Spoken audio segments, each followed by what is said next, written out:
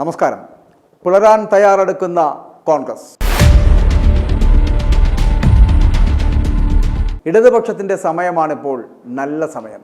മൂന്നാം തവണയും ഇടതുപക്ഷം തന്നെ അധികാരത്തിൽ വരുമെന്ന പ്രചാരണത്തിനാണ് കോൺഗ്രസ് തന്നെ ഇപ്പോൾ തുടക്കമിട്ടിരിക്കുന്നത്. കെ സുധാകരൻ KPCC പ്രസിഡന്റ് സ്ഥാനത്ത് നിന്നും മാറിയാലും അദ്ദേഹത്തെ ഇനി ഹൈക്കമാൻഡ് ഇടപെട്ട് മാറ്റിയാലും അത് സംഘടനാപരമായി കോൺഗ്രസിനും UDFനും വൻ തിരിച്ചടിയായി മാറുമെന്നുള്ള കാര്യത്തിൽ സംശയമില്ല. കോൺഗ്രസിനെ സെമി കേഡറാക്കാൻ വന്ന കെ സുധാകരൻ തന്നെ ആ പാർട്ടിയെ ഇപ്പോൾ വലിയ പ്രതിസന്ധിയിലേക്ക് തള്ളിവിട്ടിരിക്കുകയാണ്. പ്രധാന പ്രതിപക്ഷ പാർട്ടി എന്ന നിലയിൽ കോൺഗ്രസിൻ്റെ പ്രകടനം അതിദയനീയമാണ്. ബൂത്ത് തലം മുതൽ പാർട്ടി സംഘടനയും നിർജീവമായിട്ടുള്ള അവസ്ഥയിലാണ് ഇപ്പോൾ ഉള്ളത്. എന്തിനേറെ കെ സുധാകരൻ ഉൾപ്പെടെയുള്ള KPCC ഭാരവാഹികളുടെയും ഭൂരിപക്ഷം വരുന്ന DCC ഭാരവാഹികളുടെയും പ്രവർത്തനങ്ങൾ അടക്കം ശരാശരിക്കും താഴെയാണ് എന്ന് പറയേണ്ടിയിരിക്കുന്നു. തൊട്ടുമുന്നിൽ 3 തിരഞ്ഞെടുപ്പുകളെയാണ് കോൺഗ്രസും UDFും നേരിടേണ്ടതായിട്ടുള്ളത്. നിലമ്പൂർ ഉപതെരഞ്ഞെടുപ്പും തദ്ദേശ തിരഞ്ഞെടുപ്പും മാത്രമല്ല അതിന് തൊട്ടുപിന്നാലെ എത്തുന്ന നിയമസഭാ പൊതു തിരഞ്ഞെടുപ്പും. അപ്പോൾ ഇതൊക്കെ നടക്കാനിരിക്കുകയാണ് ഇവിടെ തമ്മിലടി കലുഷിതമാകുന്നത്. കോൺഗ്രസിൻ്റെ ഇപ്പോഴത്തെ സംഘടനാ സംവിധാനത്തെ വിശ്വസിച്ച് തിരഞ്ഞെടുപ്പുകളെ നേരിട്ടാൽ വലിയ തിരിച്ചടിയാണ് UDFന് നേരിടേണ്ടതായി വരിക എന്നുള്ള കാര്യത്തിൽ സംശയമില്ല. ഇക്കാര്യം മുസ്ലിം ലീഗും നന്നായി മനസ്സിലാക്കിയിട്ടുണ്ട്, അവർക്കും അറിയാം. കെ സുധാകരൻ മാറി പുതിയ നേതൃത്വം കോൺഗ്രസിന് വരണമെന്നത് അതുകൊണ്ട് തന്നെ ലീഗ് നേതൃത്വവും ആഗ്രഹിക്കുന്ന കാര്യമാണ്. ഇത്തവണ കൂടി കേരള ഭരണം ലഭിച്ചില്ല എങ്കിൽ പിന്നെ ഒരിക്കലും UDF എന്ന സംവിധാനത്തിന് ഭരണത്തിൽ തിരിച്ചു വരാൻ കഴിയില്ല എന്നാണ് ലീഗ് നേതൃത്വം അടക്കം വിലയിരുത്തുന്നത് എന്ന് പറയേണ്ടിയിരിക്കുന്നു. യാഥാർത്ഥ്യം ഇതൊക്കെയാണെങ്കിലും കെ സുധാകരന് പ്രസിഡന്റ് സ്ഥാനത്ത് മാറാൻ താല്പര്യമില്ല എന്നതാണ് ഇപ്പോഴത്തെ അവസ്ഥ എന്ന് പറയപ്പെടുന്നത്. കോൺഗ്രസിലെ പ്രമുഖ നേതാക്കളുടെ പിന്തുണയോടെയാണ് സുധാകരൻ്റെ കരുത്ത് തെളിയിക്കുന്നത്, അല്ലെങ്കിൽ അവരാണ് കരുത്ത്. ഹൈക്കമാൻഡിനെ വെട്ടിലാക്കുന്നതും പാർട്ടിക്കകത്തെ ഈ ഭിന്നതയാണ് എന്ന് പറയേണ്ടിയിരിക്കുന്നു. സുധാകരൻ മാറേണ്ട കാര്യമില്ല എന്ന നിലപാട് കെ മുരളീധരൻ അടക്കമുള്ള നേതാക്കൾ സ്വീകരിച്ചിട്ടുമുണ്ട്. അതൊരു കരുത്തായി സുധാകരൻ കാണുന്നുമുണ്ട്. സുധാകരന് പകരം ആന്റോ ആന്റണി ഉൾപ്പെടെ ആര് വന്നാലും VD സതീശൻ വിഭാഗവും KC വേണുഗോപാൽ വിഭാഗവും അത് മുതലെടുത്ത് സംസ്ഥാനത്തെ കോൺഗ്രസിനെ വരുതിയിലാക്കുമെന്ന് തന്നെയാണ് ചെന്നിത്തല വിഭാഗം ഭയപ്പെടുന്നത് എന്നുള്ളതാണ്. നിയമസഭാ തിരഞ്ഞെടുപ്പിന് മുൻപ് അത്തരമൊരു സാഹചര്യം സൃഷ്ടിക്കപ്പെടാൻ ഇവരാരും തന്നെ ആഗ്രഹിക്കുന്നില്ല എന്നുകൂടി പറയട്ടെ.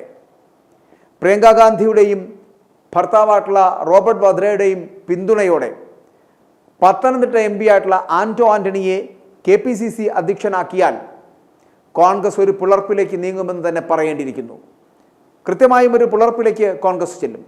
പാർട്ടി അണികളുടെ പിന്തുണയില്ലാത്ത ആരെ പ്രസിഡന്റാക്കിയാലും പാർട്ടിയിൽ നിന്നും വിട്ടുപോകാനാണ് ഒരു വിഭാഗത്തിൻ്റെ ആലോചന എന്ന് പറയപ്പെടുന്നത്. പ്രത്യേകിച്ചും ആന്റോ ആന്റണി പ്രസിഡന്റായാൽ ഇത് സമാനതകളില്ലാത്ത പ്രതിസന്ധിയിലേക്കാണ് കോൺഗ്രസിനെ കൊണ്ടുചെന്നെത്തിക്കുക. ഗ്രൂപ്പ് പ്രവർത്തനം പഴയ പോലെ കോൺഗ്രസിൽ ശക്തമല്ലെങ്കിലും ഇപ്പോഴും കോൺഗ്രസ് AI ഗ്രൂപ്പുകൾ സംസ്ഥാനത്ത് ശക്തമാണ് എന്ന് പറയേണ്ടിയിരിക്കുന്നു. ഇതിൽ Iയിൽ പിളർപ്പുണ്ടാക്കി ഒരു വിഭാഗത്തെ VD സതീശനും മറുവിഭാഗത്തെ KC വേണുഗോപാലും അടർത്തിയെടുത്തുവെങ്കിലും രമേശ് ചെന്നിത്തല നേതൃത്വം നൽകുന്ന പഴയ I ഗ്രൂപ്പ് ഇപ്പോഴും പൂർണ്ണമായിട്ടും തകർന്നിട്ടില്ല, സജീവമാകുന്നുണ്ട് എന്നുള്ളതാണ്. മാത്രമല്ല അടുത്ത കാലത്തായി ചെന്നിത്തല പാർട്ടിയിൽ കൂടുതൽ കരുത്തനായി മാറിയിട്ടുണ്ട് എന്ന് വേണമെങ്കിൽ പറയാം. ഒരു പേരിന് NSSൻ്റെയും SNDPയുടെയും ഒക്കെ പിന്തുണ ആർജിക്കുവാനും ചെന്നിത്തലയ്ക്ക് കഴിഞ്ഞിട്ടുണ്ട്. അതും ചിലപ്പോൾ ഒരു പേരിനായിരിക്കും. ഉമ്മൻചാണ്ടിയുടെ മരണത്തോടെ പ്രമുഖ A ഗ്രൂപ്പ് നേതാക്കളായിട്ടുള്ള T സിദ്ദിഖ്, ഷാഫി പറമ്പിൽ, തിരുവഞ്ചൂർ രാധാകൃഷ്ണൻ എന്നിവർ A ഗ്രൂപ്പ് വിട്ട് ഈ KC വേണുഗോപാൽ VD സതീശൻ വിഭാഗങ്ങളോട് സഹകരിക്കുകയാണ്. അങ്ങനെ സഹകരിക്കുന്നുണ്ടെങ്കിലും PC വിഷ്ണുനാഥും ബെന്നി ബെഹനാനും KC ജോസഫും തുടങ്ങിയിട്ടുള്ള നേതാക്കൾ ഗ്രൂപ്പ് നേതാക്കളുടെ കീഴിൽ ഇപ്പോഴും A വിഭാഗം എന്ന് പറയുന്നത് ശക്തമായിട്ട് തുടർന്നു പോയിക്കൊണ്ടിരിക്കുന്നു എന്ന് പറയേണ്ടിയിരിക്കുന്നു. ഇനി ഹൈക്കമാൻഡ് KPCC അധ്യക്ഷ സ്ഥാനത്തേക്ക് പരിഗണിക്കുമെന്ന് പ്രചരിക്കുന്ന പേരുകളൊന്നും തന്നെ A ഗ്രൂപ്പ് അംഗീകരിക്കുന്നില്ല എന്നുള്ളതാണ് ഏറ്റവും പുതിയ വിവരം എന്ന് പറയപ്പെടുന്നത്. ഇനി യൂത്ത് കോൺഗ്രസും അവരുടെ പ്രതിഷേധം ഇതുമായിട്ട് ബന്ധപ്പെട്ടിട്ട് അറിയിക്കുകയാണ്. കാരണം യുവ നേതാക്കൾ കാണിക്കുന്ന അച്ചടക്കം ഈ മുതിർന്ന നേതാക്കളും കാണിക്കേണ്ടതാണ് എന്നും കോൺഗ്രസ് അധികാരത്തിൽ വരാൻ വേണ്ടിയിട്ട് ജനങ്ങൾ ആഗ്രഹിക്കുന്നുണ്ട് എന്നും അത് നടക്കാതെ പോയാൽ, അങ്ങനെ കോൺഗ്രസ് ഇനിയും അധികാരത്തിൽ എത്താതെ പോയാൽ അത് ജനങ്ങളോടുള്ള വെല്ലുവിളിയാണ് എന്നും സ്വന്തം മുഖം വാർത്തയിൽ വരാൻ മുതിർന്ന നേതാക്കൾ എന്തും വിളിച്ചു പറയരുത് എന്ന് കൂടി രാഹുൽ മാങ്കൂട്ടത്തിൽ യൂത്ത് കോൺഗ്രസിൻ്റെ അധ്യക്ഷൻ പറയുന്നുണ്ട്. അതുപോലെ തന്നെ പറയുകയാണ്, വരാൻ പോകുന്നത് അങ്കണവാടി തെരഞ്ഞെടുപ്പല്ല എന്നും സ്വന്തം മുഖം വാർത്തയിൽ വരാൻ മുതിർന്ന നേതാക്കൾ എന്തും വിളിച്ച് പറയരുത് എന്നും KPCC പ്രസിഡന്റ് തെരഞ്ഞെടുപ്പിലെ അനിശ്ചിതത്വം നേതൃത്വം നീക്കണമെന്നും പറയുന്നുണ്ട്. 10 വർഷമായിട്ട് യുവനേതാക്കൾ പാലിക്കുന്ന അച്ചടക്കം അത് ഈ മുതിർന്ന നേതാക്കൾ കണ്ടുപഠിക്കണമെന്ന് കൂടി രാഹുൽ മാങ്കൂട്ടത്തിൽ പറഞ്ഞു വെക്കുന്നുണ്ട്. ഈ സാഹചര്യത്തിൽ പുതിയ ഒരു KPCC അധ്യക്ഷനെ ഹൈക്കമാൻഡ് പ്രഖ്യാപിച്ചാൽ വലിയ കലാപമായിരിക്കും കോൺഗ്രസിൽ നടക്കുക എന്ന് പറയട്ടെ. വലിയ പൊട്ടിത്തെറി ഉണ്ടാകാൻ പോകുന്നു. അത് പിളർപ്പിൽ വരെ എത്തുവാനുള്ള സാധ്യതയുണ്ടെന്നാണ്. പൊതുവേ ദുർബലമായിട്ടുള്ള കോൺഗ്രസിന് ഇനി ഒരു പിളർപ്പ് കൂടി നേരിടുവാനുള്ള ആരോഗ്യം കേരളത്തിൽ നിലവിലില്ല എന്നുകൂടി പറഞ്ഞോട്ടെ. ഇവിടെയാണ് ഇടതുപക്ഷത്തിൻ്റെ സാധ്യത വീണ്ടും വർദ്ധിക്കുന്നതെന്ന് പറയേണ്ടിയിരിക്കുന്നു. കോൺഗ്രസിൽ ഒരു പിളർപ്പ് സംഭവിച്ചാൽ പിളർന്നു വരുന്ന വിഭാഗത്തെ ഘടകകക്ഷിയാക്കി മാറ്റാൻ CPM-ന് യാതൊരു തരത്തിലുള്ള ബുദ്ധിമുട്ടും സങ്കോചവും ഇല്ല എന്നുള്ളതാണ്. കോൺഗ്രസ് എസ്, NCP, ജനാധിപത്യ കേരള കോൺഗ്രസ് തുടങ്ങിയ നിരവധി ആളില്ലാ പാർട്ടികൾക്ക് മന്ത്രിസ്ഥാനം നൽകി ഇടതുപക്ഷത്തെ ഘടകകക്ഷിയാക്കി മാറ്റാമെങ്കിൽ ഒരു വലിയ വിഭാഗം അണികളെ അടർത്തിയെടുത്ത് വരുന്ന കോൺഗ്രസിലെ ഒരു വിഭാഗത്തിനെ, വേണമെങ്കിൽ പ്രബല വിഭാഗത്തെ ഘടകകക്ഷിയാക്കി മാറ്റാൻ കമ്മ്യൂണിസ്റ്റ് പാർട്ടികൾക്ക് എളുപ്പത്തിൽ കഴിയുമെന്ന് കൂടി പറയേണ്ടിയിരിക്കുന്നു. അപ്പോൾ CPM-ന്റെ പ്രഖ്യാപിതമായിട്ടുള്ള നയം തന്നെ ഇടതുപക്ഷത്തിൻ്റെ നയങ്ങൾ അംഗീകരിച്ചു വരുന്നവരെ ഉൾക്കൊള്ളുക എന്നുള്ളതാണ്. അപ്പോൾ വരാൻ പോകുന്ന പ്രതിസന്ധി ഇവിടം കൊണ്ടൊന്നും തീരുകയില്ല എന്ന് പറയട്ടെ. കോൺഗ്രസിൽ പൊട്ടിത്തെറി സംഭവിച്ചാൽ അതിൻ്റെ അലയൊലി എന്ന് പറയപ്പെടുന്ന മുസ്ലിം ലീഗിലും സംഭവിക്കും.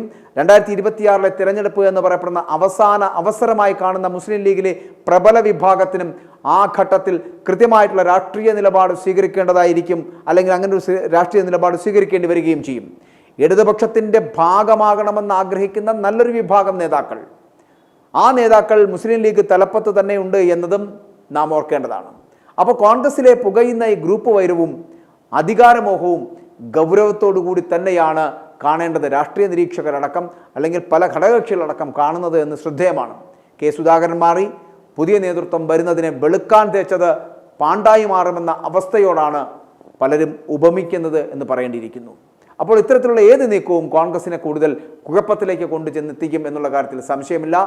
ആ ഒരു സ്ഥിതിവിശേഷം കോൺഗ്രസിനകത്ത് ഉണ്ടാവുകയാണെങ്കിൽ അത് വലിയ പൊട്ടിത്തെറിയിലേക്ക് എത്തുകയും ചെയ്യും.